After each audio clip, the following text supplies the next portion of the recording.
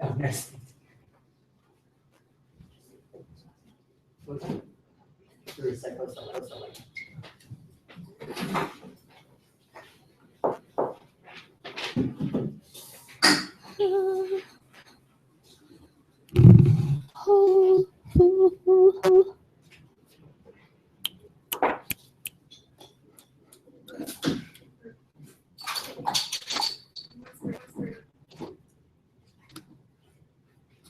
I just want to hold it. Oh, that's right. Yeah, that's like, you would like it. That's like, This one? but we like it. How do you get? Yeah, it's like, it's got like, soft, but it also has this like amber. Yeah. I think I'm gonna just hold this up. Getting like an I needed that like, that's good to get. On the chair. Yeah, that's really that's a good idea. I'll give it a toss. And then this is Oh, yeah. Not everyone can. Yeah. Okay, this feels better. Yeah, it smells really grounding. Yeah, they're calm. Are you treating the bag? Oh my gosh.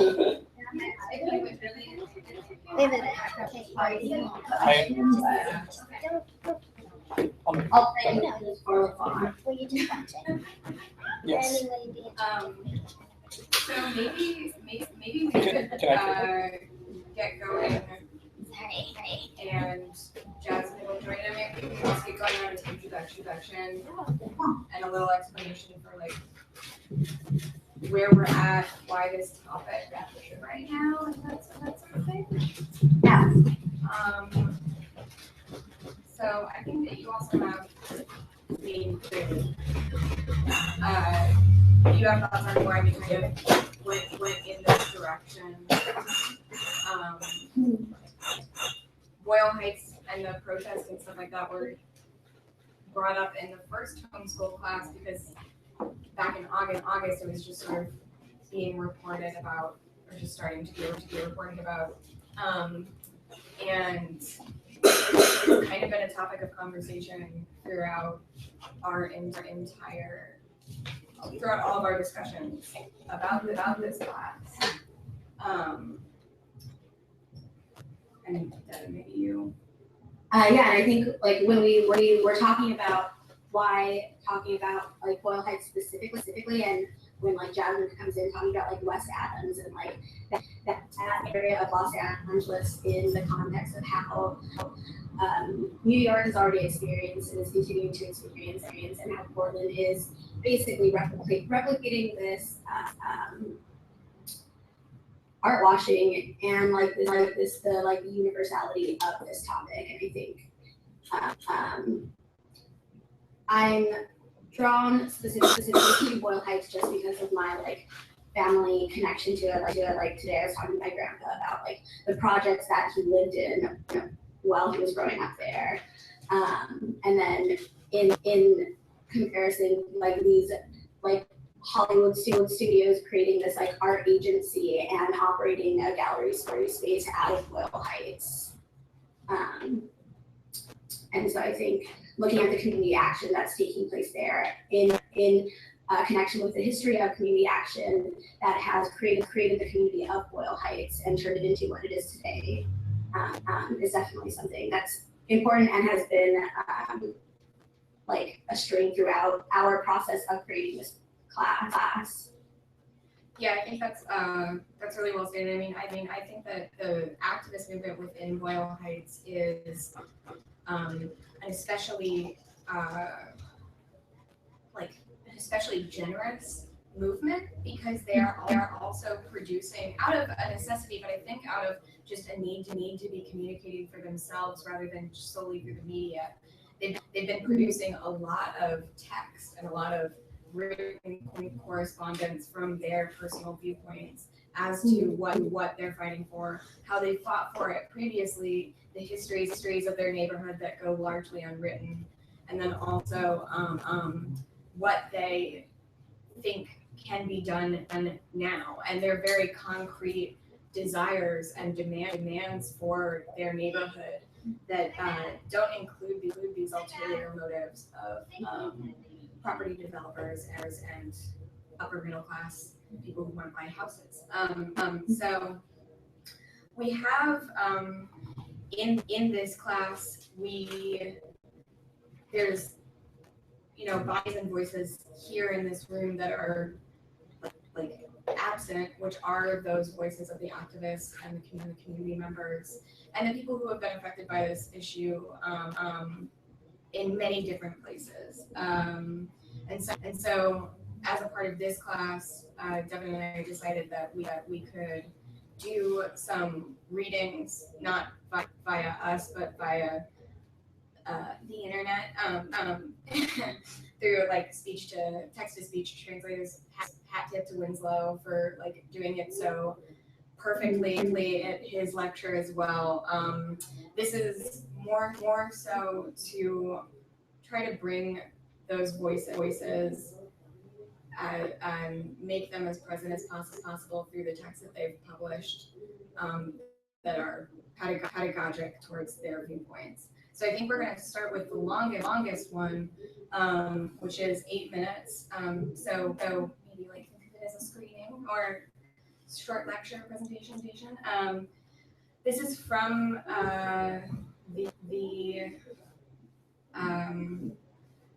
what's the acronym? I'm so I don't want to get this wrong.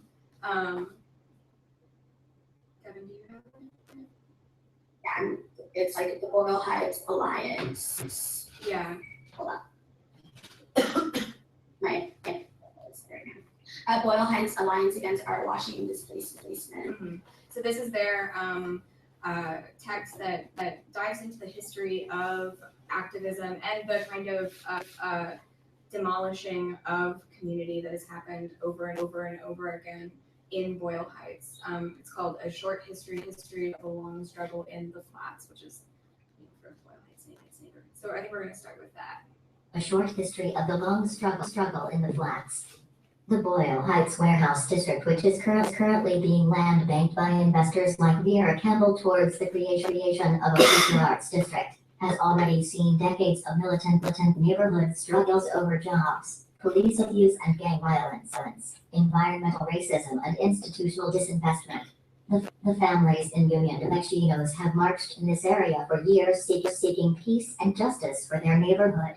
Before Capitol fled the flats, the women in Union de Mexinos gave the best years of their lives to fight against bulldozers, institutional neglect, gang violence, and police occupation.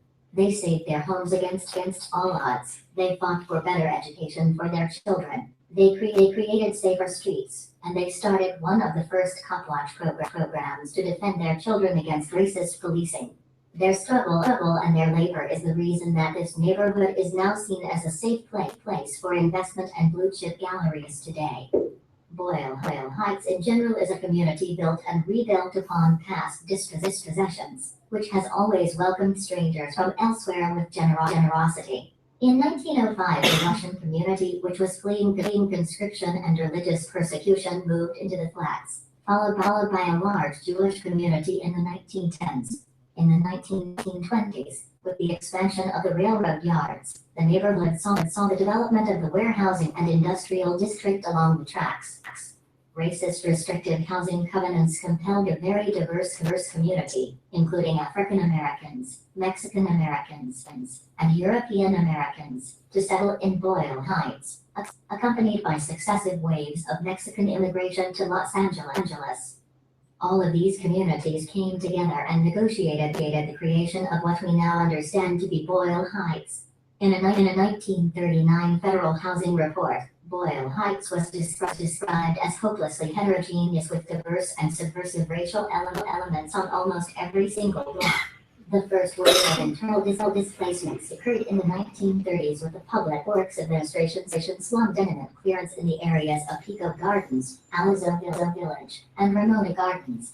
This displacement was a precursor of the Chavez Ravine struggle in the 1950s and 60s. The displacement in the 30s was followed in the 40s by Japanese internment, which also pushed hundreds of people from their homes in the neighborhood. In the 1940s, Aliza Village, Pico Gardens, Estrada Courts, and Ramona Gardens were systematically repopulated through the development of housing as part of the war effort. The original families who lived in those areas never came back. The residents of Pico Gardens and Aliza Village were part of a long struggle for the preservation of their homes. Since that time, the families in these developments and their nearby neighbors have been engaged in a fight to stay in their homes. They have dealt with the police as an occupational force, with political prosecution, and with the dangers of environmental racism and segregation which threaten their lives and stability on a constant basis.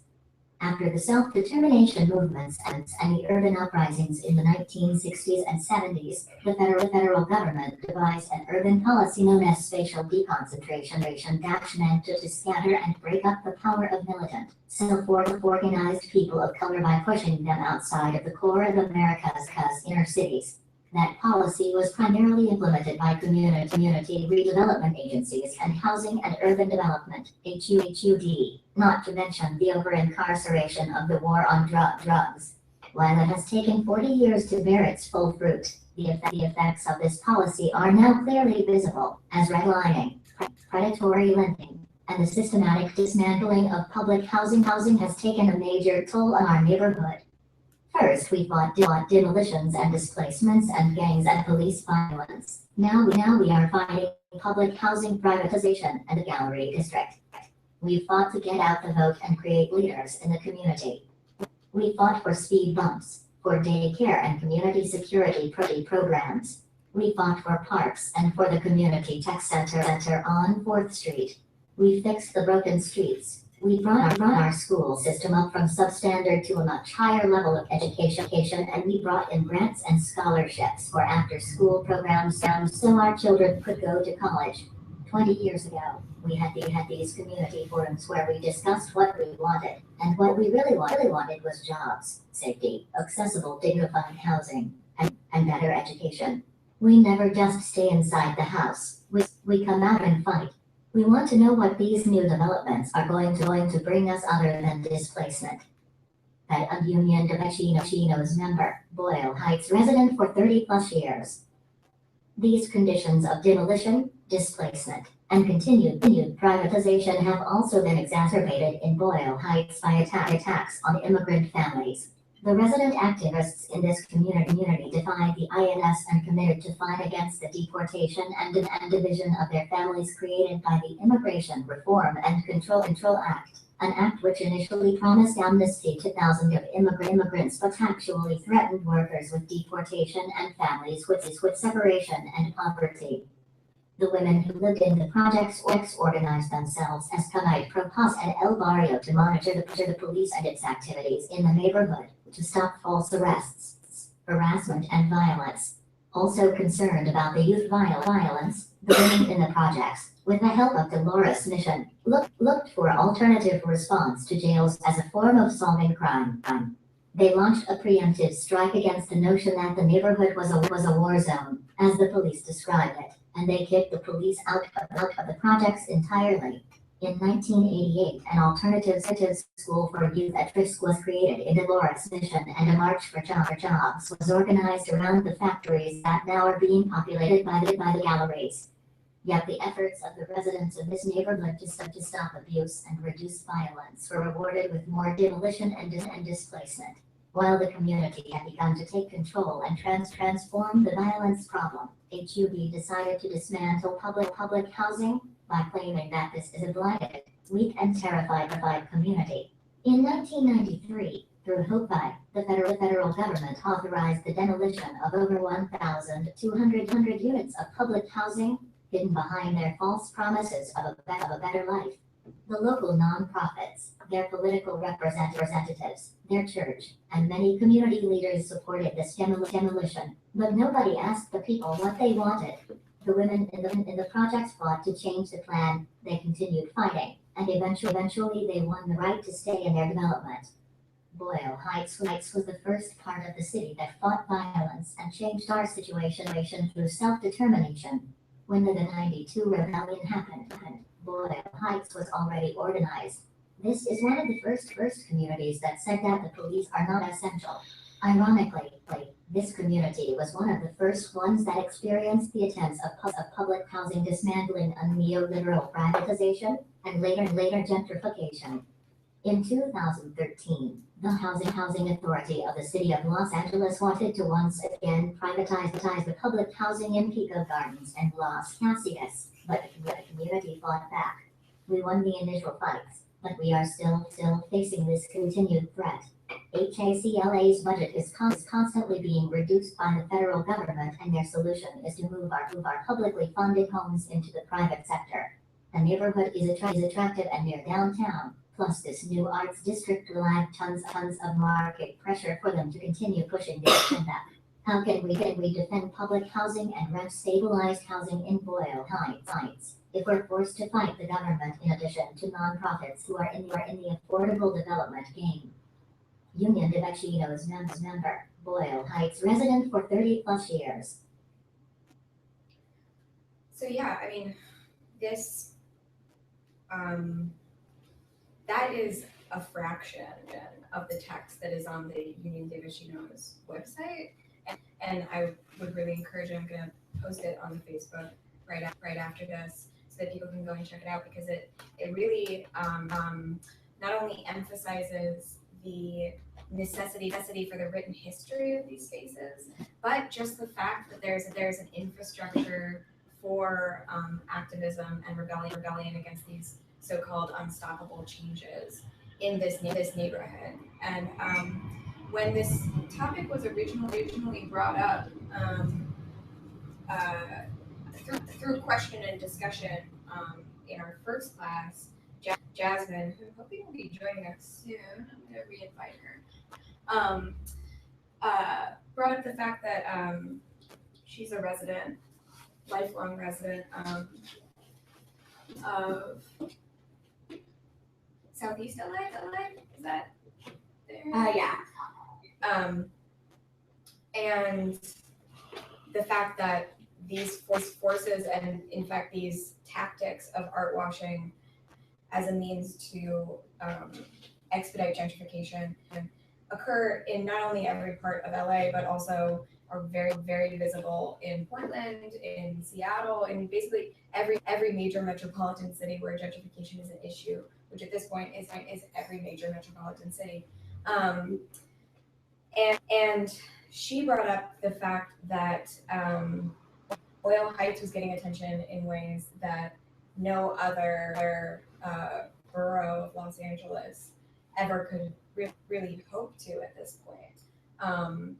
And when we started doing our research, the answer to the question of why Boyle Heights was getting their attention, why they were able to organize in this way, really traces so far back into this infrastructure of activism against these gentrifying forces that existed way before people started pointing at things and saying gentrification. So that's a very important takeaway for me from that text. Maybe. Yeah, and also the rejection of like this narrative that this is inevitable, and that like allowing these spaces to enter these communities is going to happen regardless of what happens. And I think given this historical context of Boyle Heights and their resistance and pushback to privatization and all of these other things shows that this inevitability doesn't need to be the main narrative. Mm-hmm. Yeah, no, please. So I'm listening to wait 1 second. Sorry. Go ahead. I hear, and I of course read the article and the cheer notes, and I listened to the story of Boyle Heights, and I think about my cities. I think about New York. Mm-hmm. I think about New Orleans, and I first off like the art washing tends to come after like an extremely violent rupture within the culture of the city. On the case of New Orleans, you have like Katrina, which completely wiped out a population of like lower income Black folks that had existed in the area for a long time. And, you know, culturally, as someone who has family on the Gulf Coast, it is one of the few spaces where Black people feel tied to the land. And so it's sort of like, I'm not gonna move, I will not be moved. And I understand why people refuse to move. Also, they weren't warned in advance of the severity. This also happens, it happens in the Caribbean as well. People aren't warned about the severity of what actually a natural disaster is going to look like. They're displaced, and eventually the developers roll in with their arts districts, and they try to make cities that have a deep history of, New Orleans, for example, has New Orleans is a Black city, and they try to make it more habitable for white people, or the gentry, so to speak. I also I think about the fact that people underestimate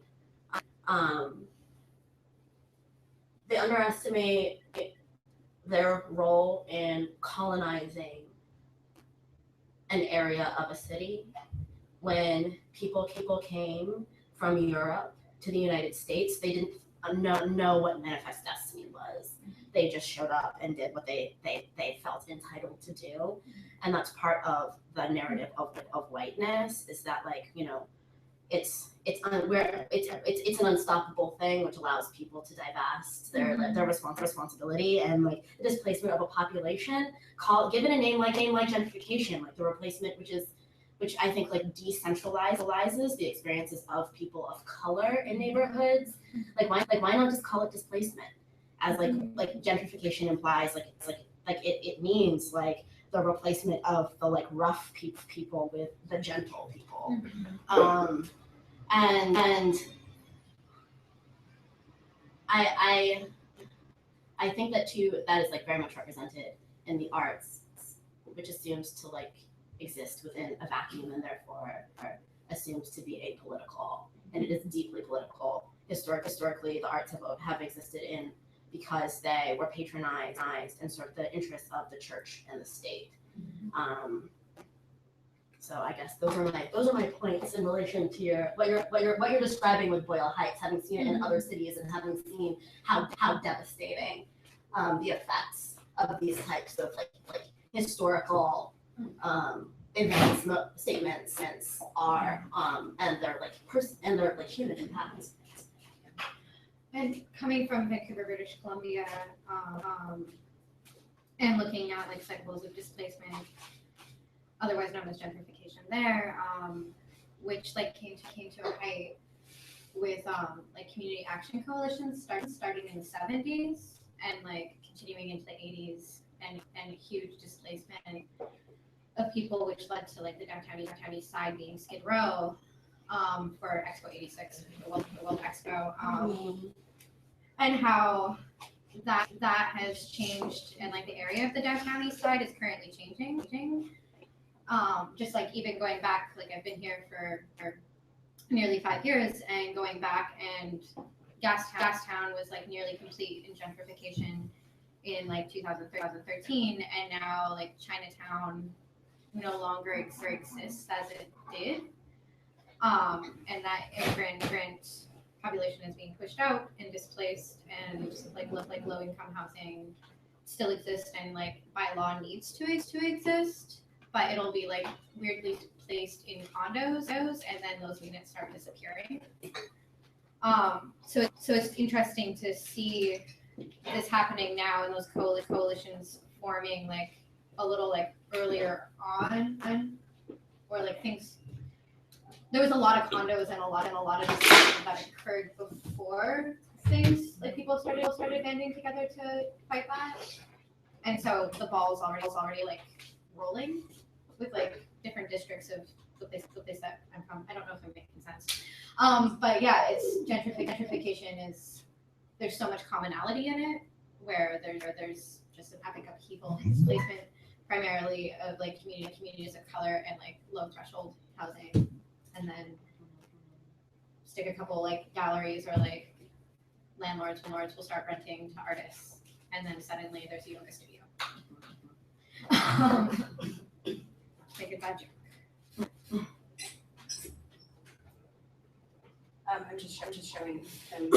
People requested, so maybe we could wave.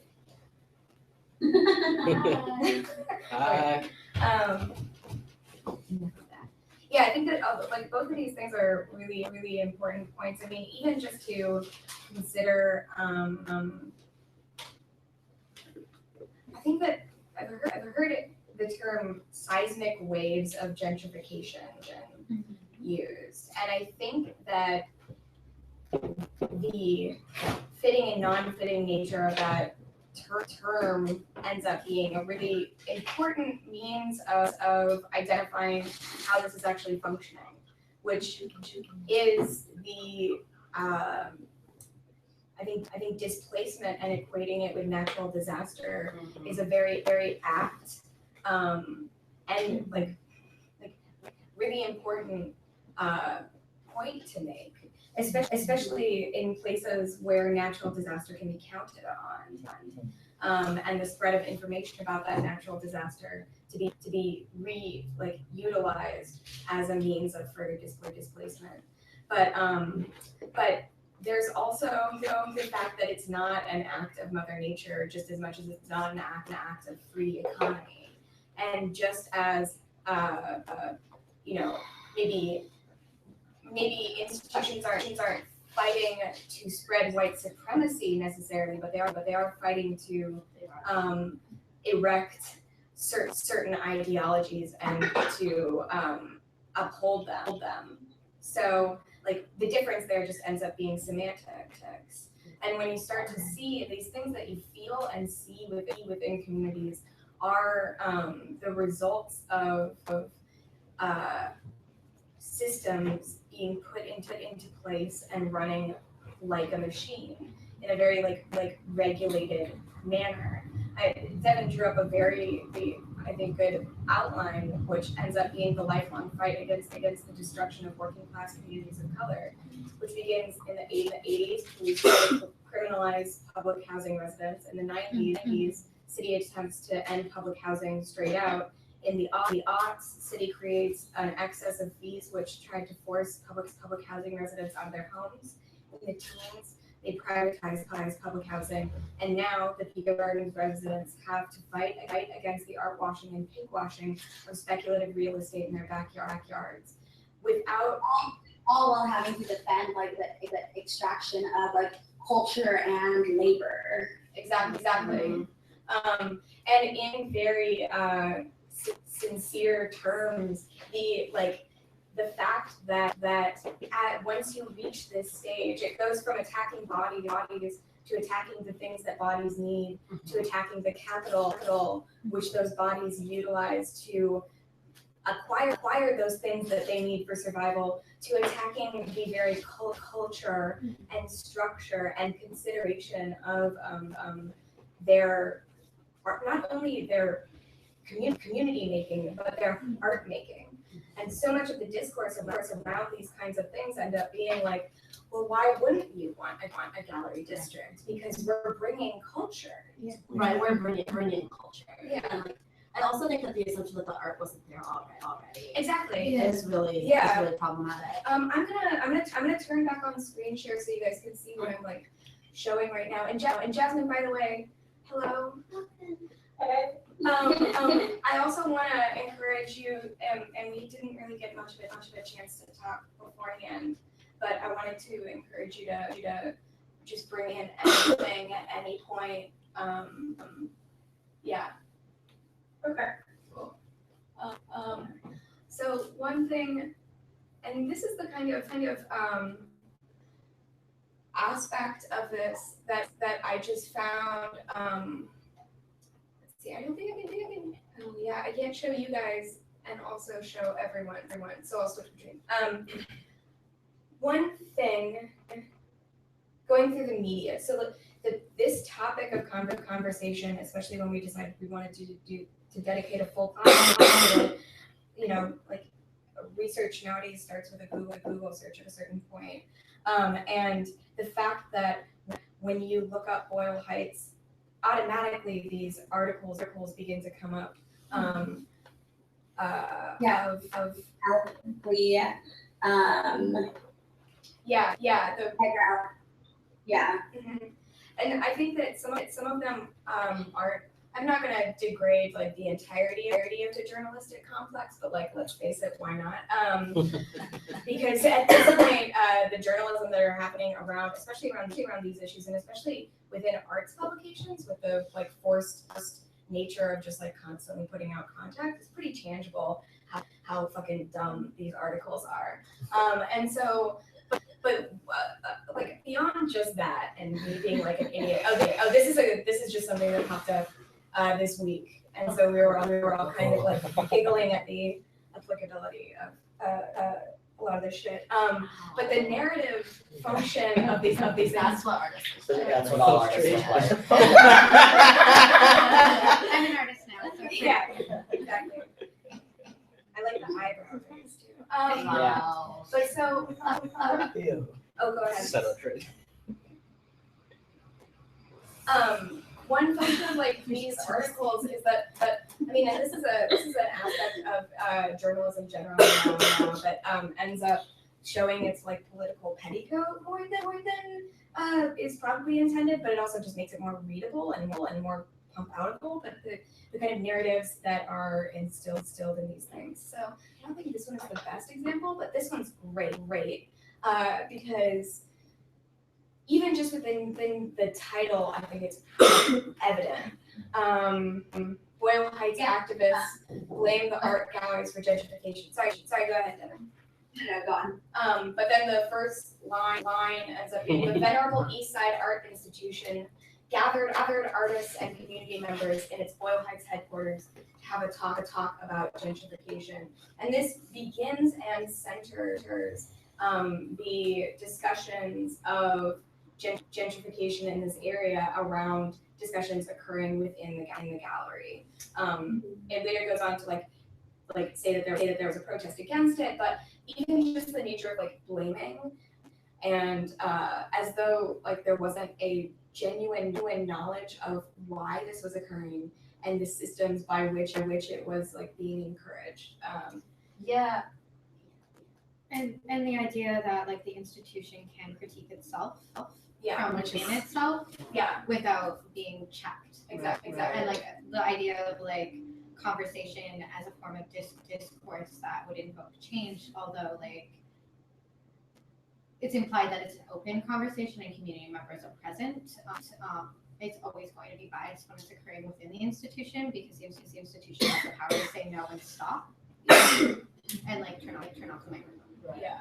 I mean, even just when you go through it, many of the galleries opened last year, popping up in the industrial area where previously graffiti on buildings was the closest thing to art. Which, like, by the way, Wow. like, Boyle Heights and Union Heights have a long and just murals. Yeah, exactly. Murals as art form, as a public art form, and like we can have a convo about the way that murals have been re-weaponized and appropriated to encourage art washing as well. I mean, like, fucking look at Portland. Yeah. Holy shit. And then, I mean, there's this way in which, like, the reporting of it also ends up creating this shadowy figure of the activist groups, and then identifies the particular, usually white female gallerists, and allows them to speak just on end about how victimized they are by these groups. Which I mean, pulled across that was like I tried to send these activists information about affordable housing, and they didn't want to talk to me. Like this dialogue didn't continue because their unwillingness. Yeah, like bitch, you ain't a social worker. Like what's going on? I feel like they won't listen. Chimento said, "You can't engage. There's no dialogue to be had." It's like, Which I think with a lot of these articles that we were like reading from that were written from like the white perspective of art washing and gentrification, try to create this narrative of sameness, and that like artists and the communities that they're entering into are like both need affordable housing and not acknowledging like the difference, and therefore like erasing accountability of like what it means to one, make money off of your art and be able to sustain yourself to some extent, and then just the complete erasure of what affordable housing means in communities of color. I also love that image, which is like paintings hanging on white walls in a white cube, and like the assumption that like art happens in specific and controlled contexts and like uses a very specific language, and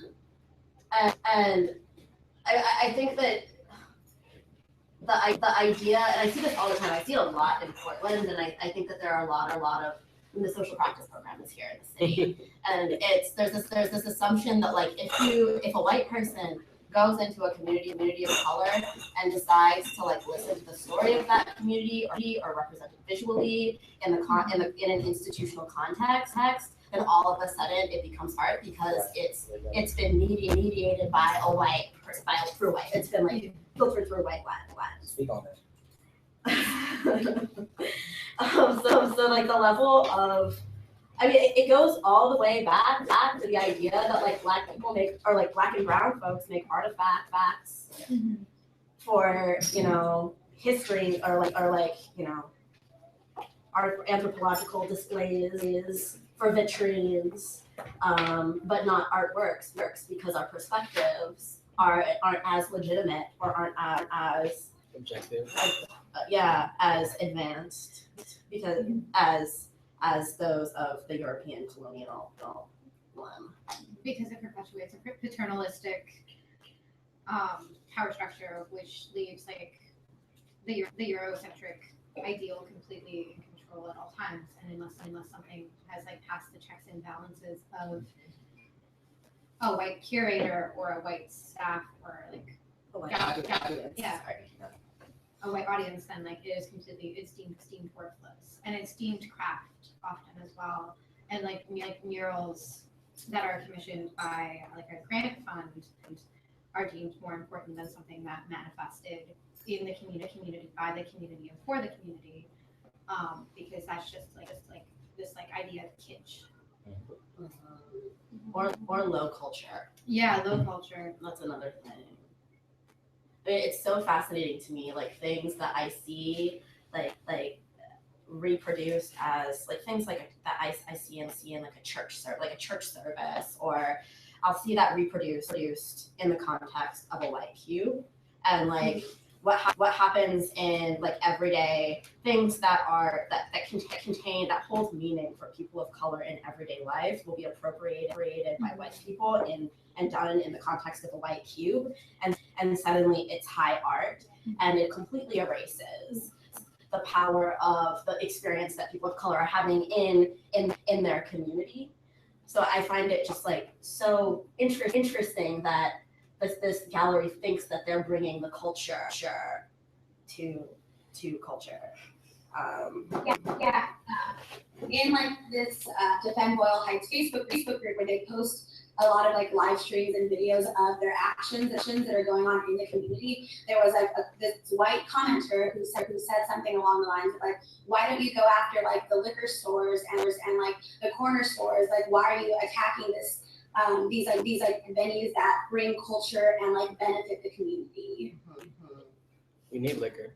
Yeah. We don't need And I art. think that's like the complete erasure of what it means to like hold community in spaces that aren't recognizable within whiteness as like community building opportunities.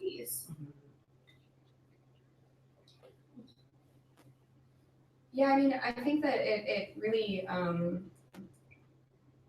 community building, like culture building, all of these justifications and like reconstructions of reality in favor of this overtaken by white developers, and even just to a like real extent, even local governments, really. And there's a lot of the Boyle Heights writing that ends up focusing on the fact that, despite the fact that local institutions and community leaders and stuff like that were convinced in the 80s and 90s to go along with some of these project developments, it really is a trail of lies towards a future development of public housing and that sort of thing that never ever comes to fruition.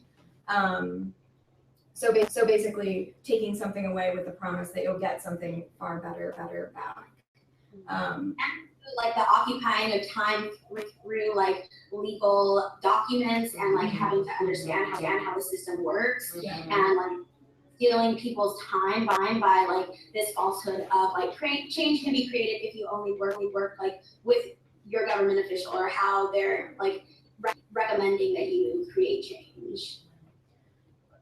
Like accepting the fact that, you know, that in this certain area there were dedicated activist communities who were tracking these plans from input to fruition and trying to dismantle them all along the way. And the fact that other communities don't have that kind of activist infrastructure necessarily trained and ready to be able to tackle these topics the moment that they come up is a good indication of why things like Boyle Heights don't necessarily, like the Boyle Heights activism doesn't necessarily happen regularly. Why it's actually a remarkable thing to occur.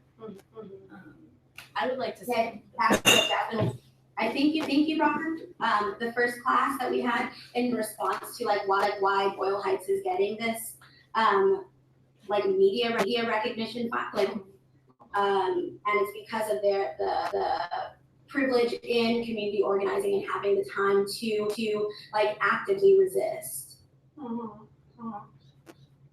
I think what happening in Boyle Heights so interesting is one of the groups strongly opposing gentrification are two white artists who went to Cal Arts, as well as a gallery that and like went to Cal Arts at the same time as the gallerist who they're opposing.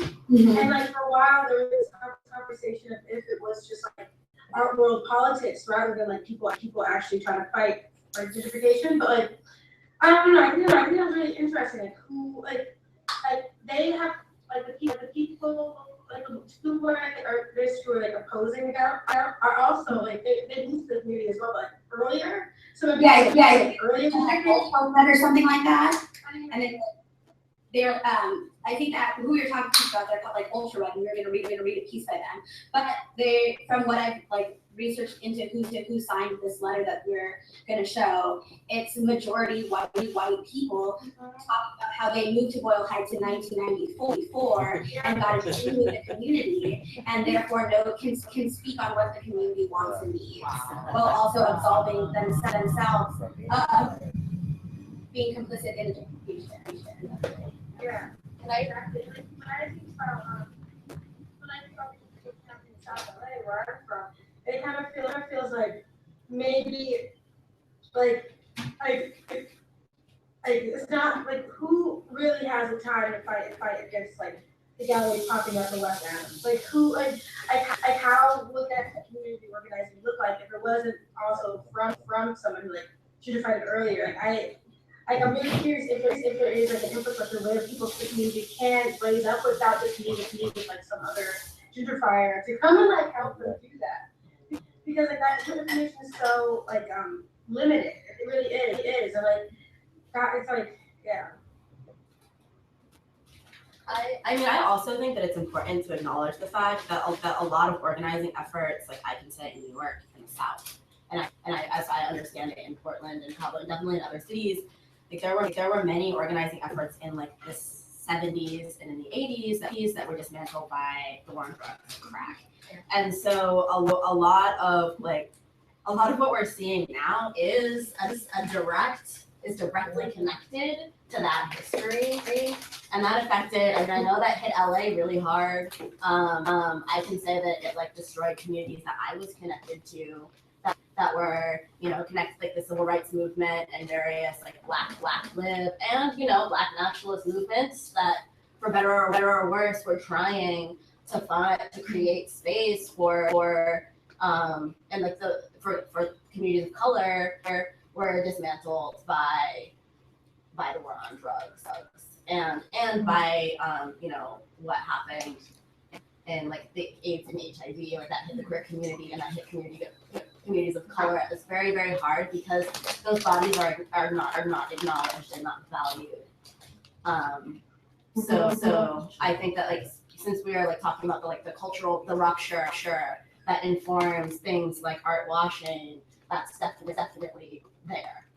And I think it's interesting when bigger institutions also cloak themselves in these neighborhoods. For example, when I think of like art and practice being owned by like pretty much being owned by the Hammer, or like the Hammer opening up another location in South in Leimert Park, you know, but it's like gonna probably have another like, you know, the Amers or something like that. Like these bigger the MoCA, like having a very heavy hand in the Underground Museum. Like these big institutions like hiding under, like going through these neighborhoods, like hiding under like a different name. And I'm so curious, like, it's always like, so much smaller, but in the corner of the huge poster or something. And I'm like it's like these like very coy ways of just like kind of getting your hands in these places and benefiting from that. Yeah, I mean, it's And then like eliminate over that right across the street and everything. Like obviously, it's also connected. Yeah, I mean, it's also like when we speak about the infiltration of like early gentrifiers into these the like necessary structures in order to be fighting later gentrification. And this is just sort of on the fly, but I feel a really strong tie between that and the way that the larger institutions that loom really heavily, both in small and large communities, these in major urban cities, infiltrate smaller spaces, even smaller spaces that are born of the communities that they are in, which the Underground is a great example of. And then by that connection, that again a necessary connection through both fiscal sponsorship and just general support, even in terms of granting, is a means by which the entire cultural scene of arts institutions ends up being homogenized and ends up, you know, lacking any kind of representation or even like a meaningful address towards the issues for the community. Yeah. Like who's on the board of directors? That's what I always ask. Who are the hiring executives? Who are the people in so much in positions of power? Usually in LA, or at least what I've seen, like for example, with that gallery, PSIC, like on their, like one of their head curators is a head curator of the Hammer, or like people who need like bringing in curators. Like I'm like, okay, so you're going to talk about helping communities and bring communities in. How about you hire someone from the community to be a part of like like to help like actually give people full-time jobs in the community as well, and not just bringing all these people to New York and stuff like that. Like just bringing in all these different people. And I'm like, how about you also show the ways you can engage the community with like full-time jobs, not just like bringing somebody in for one show and then like, for example, I'm a performance artist. So usually when I show in these galleries or when I'm there, it's for one day. Like it's not something that's like gonna help me survive and pay rent for a long time.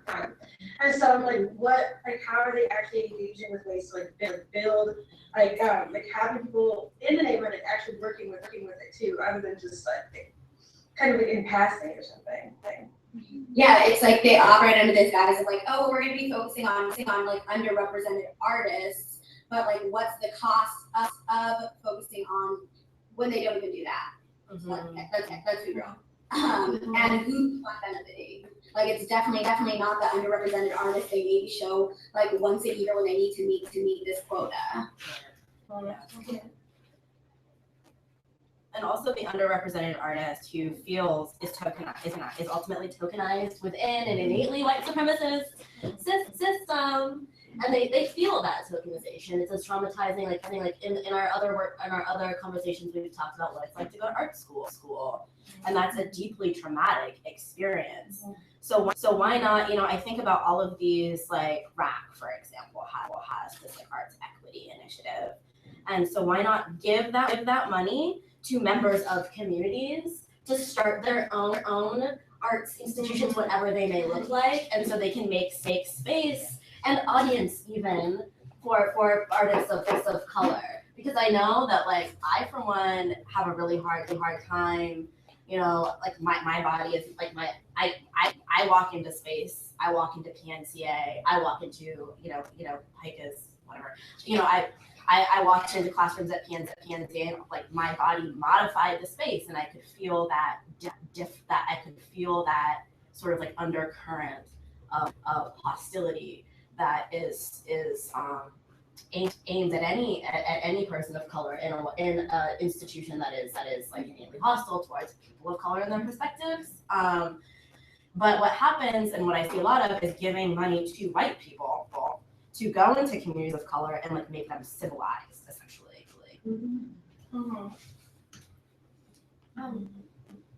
Is it cool to hop back to? We were talking about like institutions and like institutional hands inside of like these neighborhoods. Yeah. And I'm just thinking of like gentrification where I'm from has been like primarily centered around like restaurateurs. So like a bougie restaurant will open up somewhere, and then things spring up around it. There's artist studios around, so it'll be like an unsafe area. Artist studios will happen. Those landlords are letting artists rent there. Then like some restaurants will pop up, and then all of a sudden there's like demolition permits and condos, and like they'll keep the facade of what used to be the studios. Mm-hmm. So like you've been there to see an art show or go to some illegal all-night party, and now you can like buy a like posh loft there for like millions of dollars. And the real estate market in Vancouver, British Columbia is pretty insane. It's often compared to the New York's market.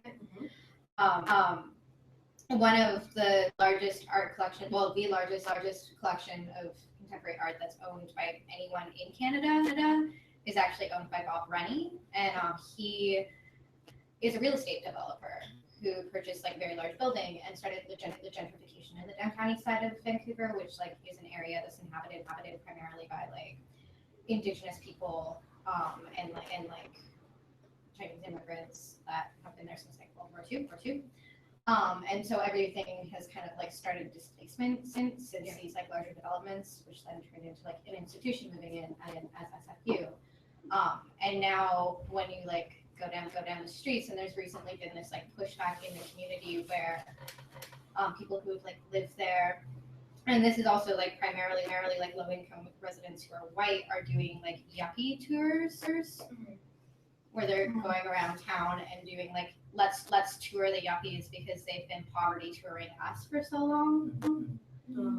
Which is like a really interesting pushback dynamic, but again it goes tied back into this like circle of like who has an ability to like do these acts without getting arrested, and who has like the time and resources or like an ability to like pass within these acts of activism without like having extremely dire consequences.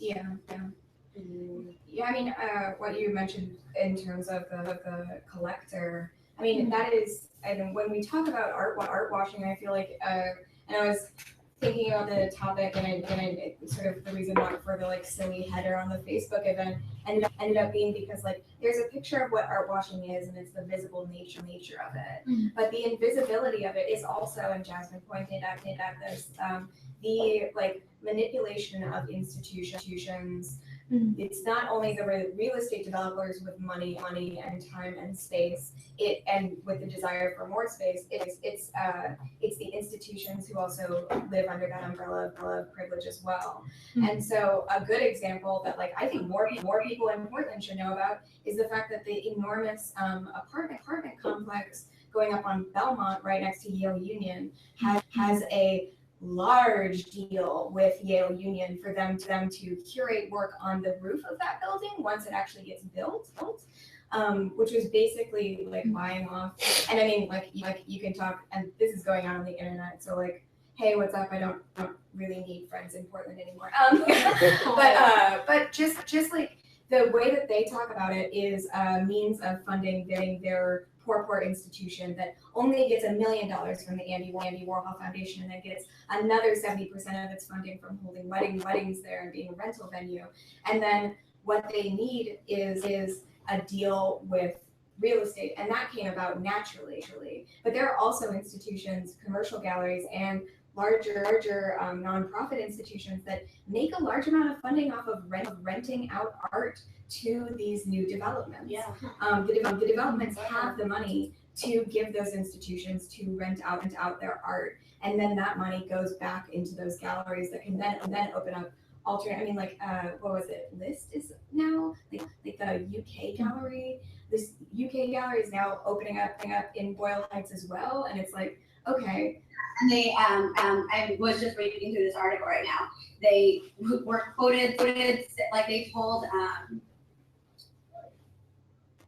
like they said something in an email, and they were like, we like felt welcomed by the community, artists, museum curators, collectors, and critics, and that this like anti-gentrification backlash is new to them and only came after they like actually moved into Boyle Heights, and that they don't understand because they've always been pretty local and they don't feel like outsiders because so many of their artists like have studios and live in the neighborhood. Yeah, exactly. And the idea of what it means to be like to place yourself as into a community and like declare yourself a part of it. Exactly. Yeah. And I mean, one thing that I think is really important to point out about the Boyle Heights example specifically is that the reason why they're like this organization, and this is what a lot of the media coverage is about, is like targeting or taking aim for these particular institutions. And that's because those institutions have direct deals with the property developers that is giving them free rent for 2 years. Mm-hmm. It's basically the property developers putting their chips on that like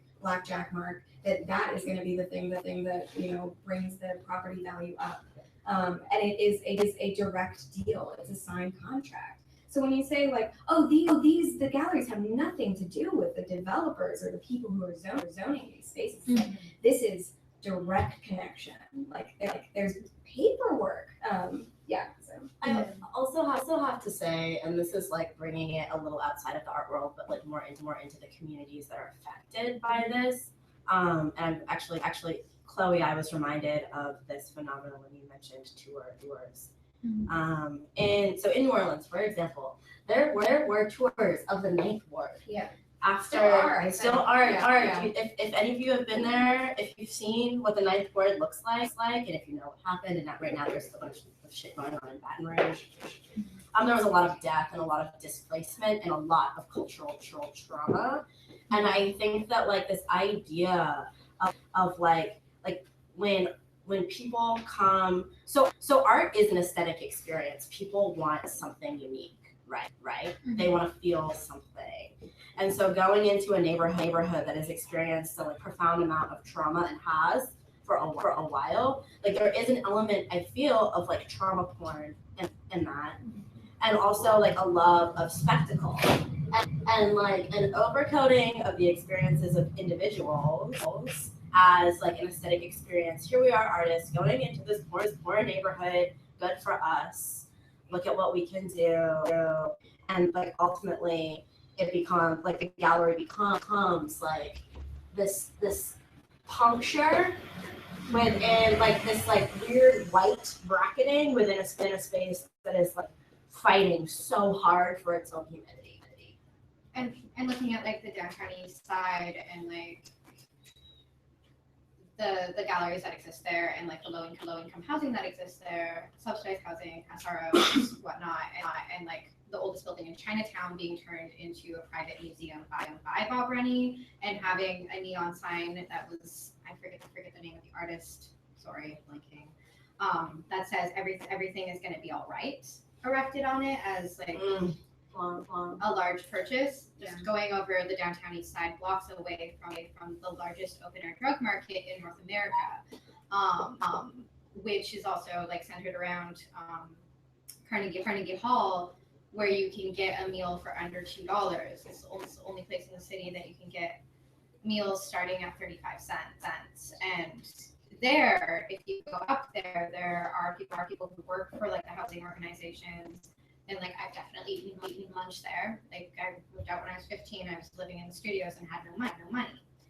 I could afford to live in a studio illegally, and that's a thing. But also looking at the artists and people who like go into these places, and then there's this inspiration that's like Jethro Halliday draws a lot of these like zombie-esque figures. A lot of that inspiration is then taken from people who are residents of the downtown east side and like who are experiencing like mental illness and live on the streets because a whole bunch of like housing and asylums and hospitals closed in the 80s, which led to the downtown east side existing as Skid Row. And so there's this like circularity to it where like then like these drawings are being printed on like t-shirts going down runways in one of the New York Fashion Week a few years ago. And so like there's this like poverty tourism within that where it's like this inspiration from desperation and like the inventiveness of people who are like operating within their own like aesthetic qualities due to necessity that is then co-opted by like primarily white male artists, which is then marketed and like then bought. Yeah, right. Look at all this suffering. Yeah. I think looking at what we were thinking about playing in terms of other audio excerpts, I'm glad that we got to address Ultra Red because it's very, that was one of our audio things that I'm kind of thinking away from playing it now just in service of not giving them airspace. I mean, we could. I don't know, what do you think, Evan? I mean, I don't think it's necessary. Like what they're saying isn't anything that's being like new. If that's they're not adding anything new to this conversation. Yeah, and a lot of the dialogue ends up just being restating the issue and then saying we have fought with this. Yeah. They're taking the institutional language that I'm sure they like earned through like academia and like arts education to like flip around and defend their own position in this community. Yeah. Considering Jasmine's mention of the hammer though and that kind of movement and the fact that this isn't really contained to commercial gallery spaces, we kind of wanted to do a reading of Review of Made in LA at the UCLA LA Hammer. I didn't copy her name. I don't know the name of her. Yeah, I can read it.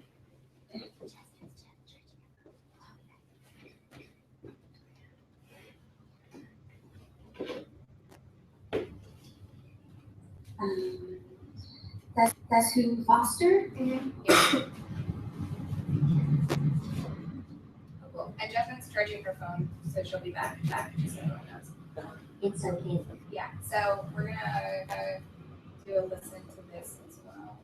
It's okay that the artists are all white, even the non-white artists, too, are kind of white.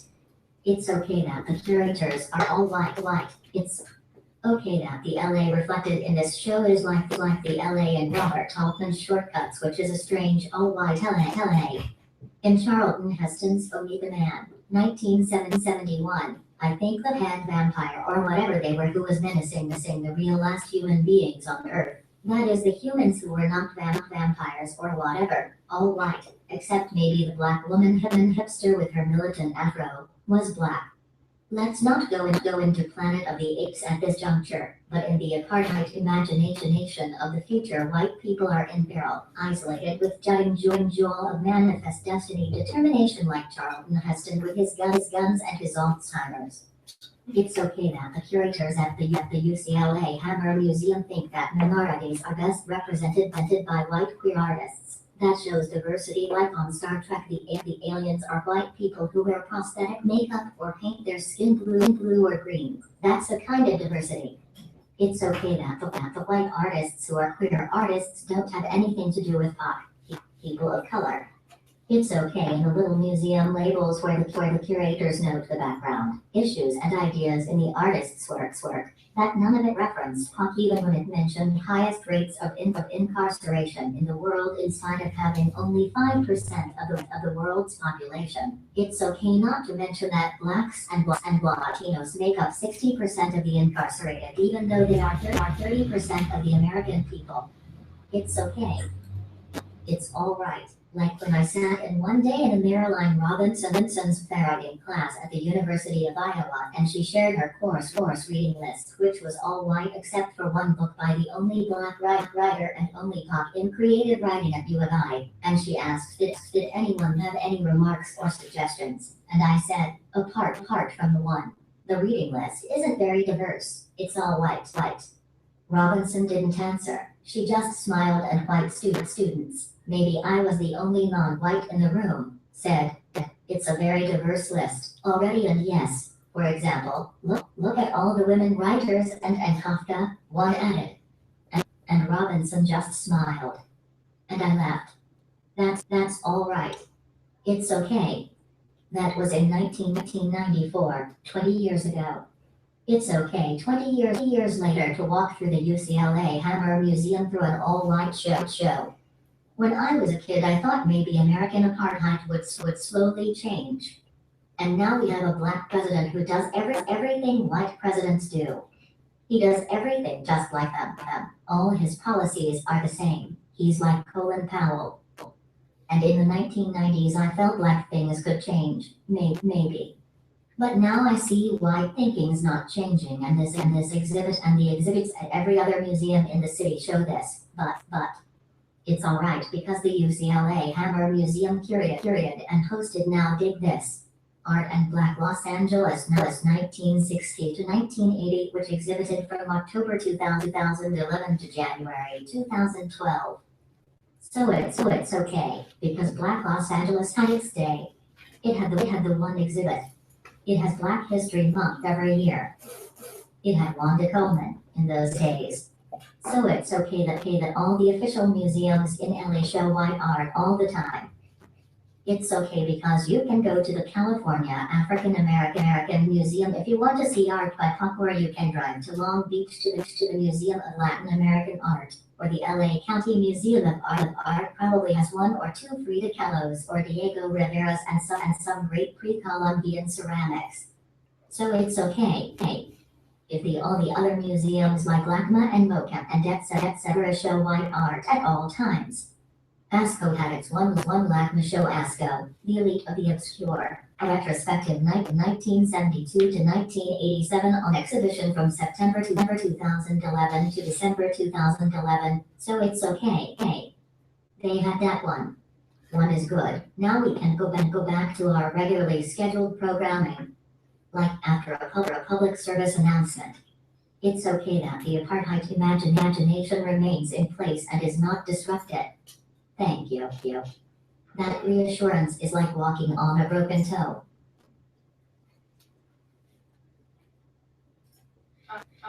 So that poem also ended up sparking a series of community meetings in what's it called, HAM, the project space / community center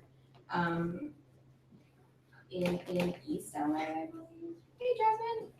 Hey. Sorry about that. Sorry, my phone died. No problem.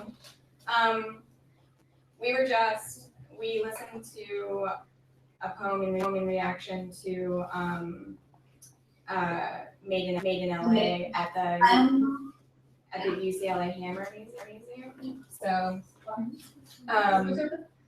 Keep us from the. oh yeah, here, I'm just gonna chat with you right now. Okay. But, I think a little bit of what we were edging towards, that feels like a, decent topic to poke at is also just the fact that, these institutions and these galleries and these places are by the very system of arts education and arts professionalization white. And I mean, I think that that's a topic that has been addressed everywhere from like Guerrilla Girls posters to protests to like what was happening at the New Museum also. So a few weeks ago, that was black female artists for Black Lives Matter. I think that ended up being a pretty large part of it as well. But Devin spoke a little bit in our previous conversations about racialized capitalism, and I think that might be something to dive into in our final section. And that's not to say wrap it up, but it's to say I think that this could be fruitive, especially just in terms of opening things up as well. Like I should have said that at the beginning, but if anyone wants to speak up like and address things as well too. But I don't know. Yeah, well, I've been, while reading a lot of these pieces, just thinking about like this appropriation of like radical rhetoric and how it results from like academic privilege, and through this like language you're able to like be divorced from critique and like the struggle against capitalism, like white supremacy and colonialism, because they're able to like manipulate these like words and then create some kind of like a justification. Exactly, it becomes a community space rather than like what it is, like a little white cute gallery. Like that's something that's like or like like it's just another way to just slip in there using like the labor of the oppressed people. Like it's also ridiculous. Yeah. Like especially I mean, definitely young kids coming up with like young kids who just graduated from Cal Arts in LA. It's like they don't want to have their space be considered a gallery. It's a community art. It's a community space, or like it's a community building like location. Like everything to avoid saying what it is, like a commercial gallery. Yeah. Or like what you were saying yesterday, we were talking about your show at the Hammer and how you were invited there, and this like creation of that like feminist bureau or whatever the fuck it was called, as a justification of the new floor that's literally featuring like large scale installations by mainly white male artists. But you'll be like a point that they can turn to when needing to like defend themselves against critique. Something in the brochure, because especially as like a young Black artist, like sure they want my photos, but they actually want to like make sure that I keep going and like but I'm surviving and stuff like that. I mean, I think that was clear in like how little they offered to pay you for your time and labor, and like getting yourself just like transportation alone. Like they're not looking out for your survivance. Yeah, I think that actually this the way in which speaking about the displacement that is gentrification feels so impossible at this moment is like honestly, especially when you're like thinking that conversations should end in solutions, which I don't think that's necessarily the purpose, at least not like 50% of the time. But that it also results in this like silent head nodding, like gritted teeth, and attempting to work beyond it, like attempting to make the amount of money that they're going to tax you on your house now that there is like a gallery district next door, or to make it up and try and find public housing in a different part of the city that, despite the fact that it's not the area that your family has lived for 100 years, at least it's affordable still, but that's against the tide that it's gonna eventually not be. But the fact that like also this discourse entirely erases the artists of color that are displaced in these movements, and entirely erases both the culture predating this displacement, but also the fact that even when larger museums find their, supportable artists from these communities, they still underpay them, and they do not recalculate the needed support based on what the realities of urban living in the city are. And the idea like this will trade cultural capital and networking capital that you'll gain from this experience of showing in our gallery for the actual capital that we will make off of your performance and off of being able to move your body. Yeah. Right. We met our quota, we get our grant. Go ahead, Jackson.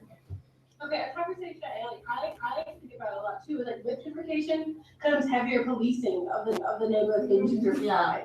Like in Boyle Heights has been I think that since in recent times there have been more police in the area. There have been more arrests, more fatal shootings. The youngest person to be shot by a police officer in Los Angeles happened in Boyle Heights. All of these and it's interesting because while they say this, or a lot of I'll be looking at LA Times, and we all know that LA Times is racist and trashy as fuck, but they will say shit like crime rising in Boyle Heights, and then the next article about Boyle Heights will be like new galleries moving in to help push more community dialogue, and it's just no, it's not that crime is on the rise, it's that it's police officers are using it so much more heavily to protect this new capital coming in, to protect these new luxury laws coming in, creating movement of bodies. And also Los Angeles has the most imprisoned brown and black bodies in this whole country. Mm-hmm. And all of this is happening, all this is happening at the same time as Los Angeles being seen as this new art capital. And okay, how are they making space for these all these new people moving to Los Angeles? Oh, by imprisoning. I have a lot of people already here, and I think that the two are so connected. Yet, I always feel it's a stretch when I bring that up. When I bring up the fact that gentrification brings heavier policing. Mm-hmm.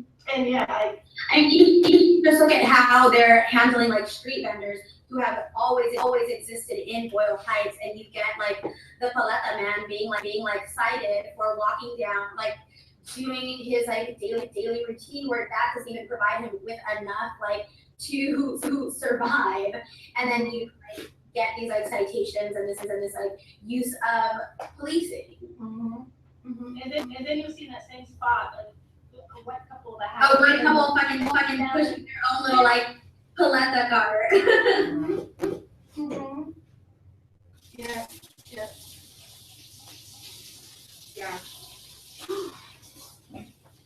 Damn. Yeah.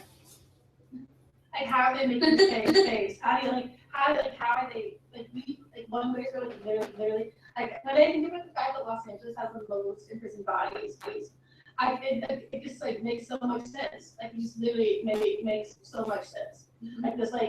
They're building another prison right now. Yeah, that women's prison. Mm-hmm. And it's thinking about the infrastructure, the money for infrastructure happening from the state. What is the state investing in for its people? Prisons, this is how we're thinking about making space in the city. It's literally putting more and more bodies behind bars.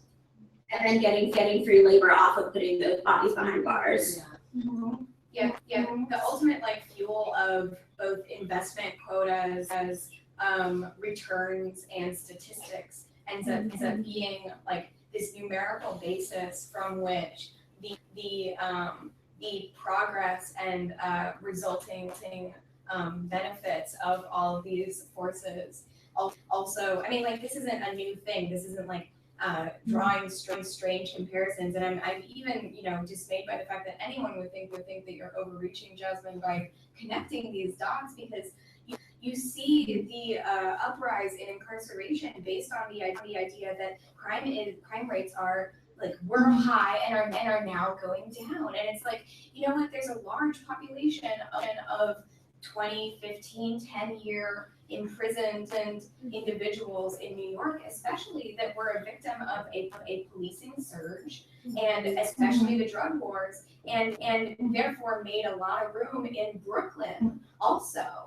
And it's like, and not to mention, now the crime rates are down, because you know what? We're not arresting white people. Like, we're not picking up white people for like pot possession and like cocaine possession. And so it's just, the connection is Back to that London gallery that's now in Boyle Heights. Like, the first show that they're featuring is some white guy photographer who's the show is called heroin or something, and focuses on heroin use. And he disregards the extreme drug use and violence in Boyle Heights that was then the mothers of the movement, and all of these women fought against the correction, and looking at homeboy industries, and but you want your first show to be about this white guy who finds heroin use interesting enough to put it in a white gallery.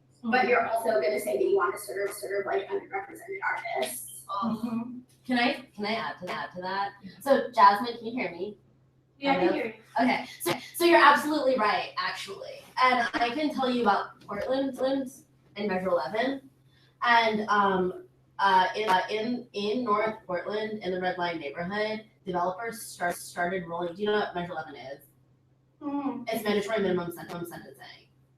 So when people were being put away, there was an issue with gangs in North Portland. Historically, it was actually a pretty functional working class Black neighborhood. We're on drugs. Gangs rolled in from elsewhere, and the police force paid no attention to that neighborhood until '94, when Measure 11 passed, and then all of a sudden, behaviors that were completely unchecked and were making Black folks in that neighborhood feel completely unsafe, became criminalized, and the police presence hit that neighborhood really hard, and people just went away. And so developers, if you put people in prison, you can buy their houses at auction. And so developers would come in and buy houses 100 at a time. So I think absolutely the prison industrial complex has something to do. And in New York, I can very vividly remember from my childhood and I didn't realize that this is a case study for gentrification, but I can remember Central Park when I was young, and walking around Central Park in the dead of winter in New York with my mom, and seeing it looked like what New York looked like in the early 90s, and seeing the city gradually change, and what was going on was a lot of houseless people, and the policing presence in Manhattan went up considerably, and people were just thrown in Rikers. I'm pretty sure it was Rikers for indeterminate amount of time. They just were disappeared. And Measure 11 works that way too. I mean, Measure 11 will put a 14-year-old or 15-year-old away for 25 years. So essentially, they're being disappeared.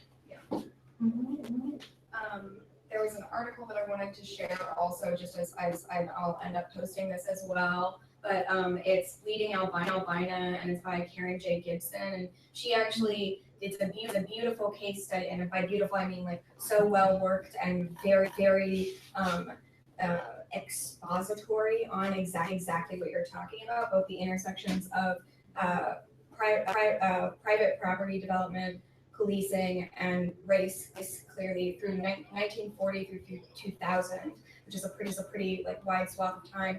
But then, I mean, the place in which she drops off also doesn't get to the effects of the large artist, quote unquote, influx of the 90s and the ways in which project spaces as alternative spaces ended up popping up more and more, coming to a head. I mean, Roxbox is a good example of things, as like one that's older and is still here. But then you also see Appendix. MySpace sharing the Cheech is a like good example of it as well on the like tail end of things. So then when Pica announced that its new building was on Hancock, it was like, of course. Right. You know, Disjecta came up and was in Kenton, which was, you know, safe enough. But like the fact of the matter is that we are seeing this cycle, a cycle of so many forces coming together and producing these realities that like. And there's also this like aspect of like when like I walked over like to West Burnside to like look at the HQ building with Will before it was the HQ building, it's in an SRO. Yeah, exactly. And I was like, this is an SRO. And like the rent, a single room occupancy. So it's like a large like that's at least what I'm used to referring to them as in Vancouver. So they'll have shared bathrooms, a hot plate, and like it's a single room, kind of like a studio space. Usually their rent caps out at like, at least where I'm from, like $500. But like they can be as low as like 200 for like semi independent living. Typically they're for like low income residents and like on the older scale of that. And in the States, a lot of them have actually been converted into halfway homes when they're sold Yeah, off yeah. by the organizations that want to use them as SROs. Yeah. So, yeah.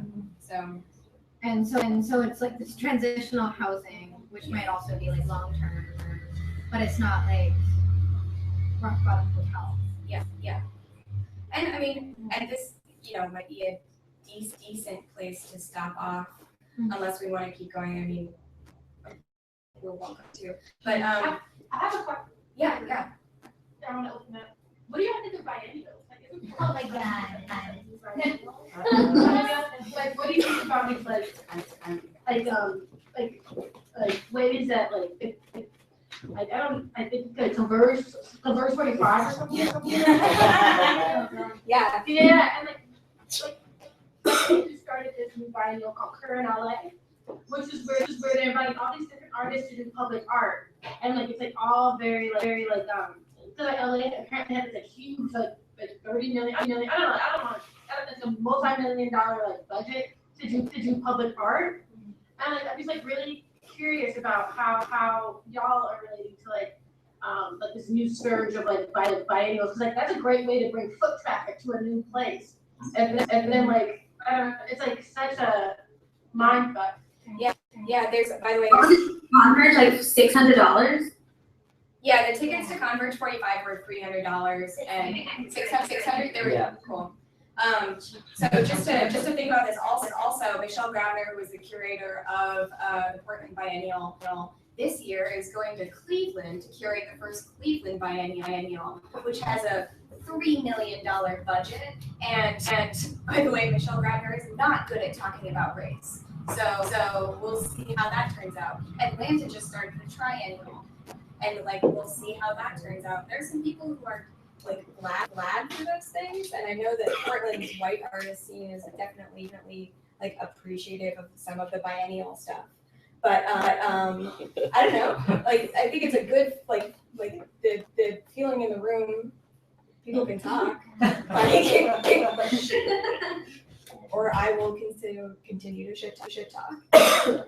I've been thinking about biennials a lot, actually. Do you want to come up here so I just kind of I don't know, they just feel really dangerous in a endless kind of way. I can't hear. oh here you need a Do you want it here? I don't want to sit here. Come sit here. That's not my place. I'll sit right here. It just feels really dangerous and like that. I don't know why, but it just feels really gross and dangerous. I don't know. I think my first even relationship or not even about, but when I started going to Bruce and everybody started talking about going to Art Basel in Miami and the way that they would talk about it, and then the way that it behaves. Yeah. I guess that was where I first noticed just how our fairs are, and I don't know. I can't put my finger. That feels dangerous. So can I just, Chloe, and I can have to go. But I would like to say something about biennials in the Venice Biennale. A friend of mine was telling me that there is an original copy of Das Kapital as an art object in the Venice Biennale, and I think that that's kind of a tragic irony unto itself. Yeah. That a critique of capitalism would become an art object, and one of the most profound illustrations of a hyper capitalist marketplace. Yeah. And all of the worst aspects of capitalism. Yeah. So yeah, that's kind of my feeling in general about biennials is that if at the same time though, I kind of feel like if people can work them fine. Do what you need to do with them. But I think that everybody navigates, especially people of color, navigate the art world in their own way. I personally feel like I don't care that much about I find that the criteria for judgment is always so problematic that I never see anything that represents my experience in a biennial. Or your community. Or my community. Because for me, it's all about foot traffic for them. It's all about bringing new eyes to these discovered things about things that are important. For the one in Current, I looked at all the events happening in South LA, and only one was led by a person of color. There were it was a month-long thing, and in South LA there were at least 5 events in this area known as South Central South LA, and 4 of them were led by white people whose studios were in South LA, right? And then only one was led by an organization within the community. And I was like, okay, I see you, Kurt in LA. I see what you're doing. You guys really want to bring use the cultural capital of these neighborhoods, but not actually engage people who are from these neighborhoods, or I'm pretty sure people in the neighborhoods probably even know about current LA, so they still be Priuses driving in to see performance artists jump off the bridge. I don't know. Again, just to kind of just see all of these people driving in from Westwood into South LA who and to see a performer who's usually only performing in the Hammer and stuff like that. And I'm just so curious about the roles that biennials play and tracking that capital is something that I want to get more into. But yeah. It's also looking at the art market and looking at marketing within the art market as a placement of value, which is again this checks and balances thing, which oftentimes if you look at the boards, or if you look at people who have influence in this, and you're drawing attention to something, and if you're drawing attention to it in a certain way and highlighting certain things, and even just looking at our biannual and it occurring in different areas of Oregon, and having that be oh well, art's here now in this old hardware store. Art happened here. Yeah. And then seeing that there's ties to the building, and so there's all of these things that are manipulation of space. So then it's oh, Cherry and Luchich is in the biannual. This is in this neighborhood, which is gentrifying. Exactly. And looking at how institutions and developers use them as a function of what you're saying, just highlighting, and the market as a means of a mode of currency exchange, as well as a mode of approval and safety. like deeming a neighborhood safe. Also, I'm being very rude by continuing to talk as I have my coat on. Yeah. Thank you, Jasmine. Yeah, thank you so much for that and everything else. Both of you tuning in from LA. Thank you, Jasmine. Boy. Thank you. Let's all clap for them. Yay.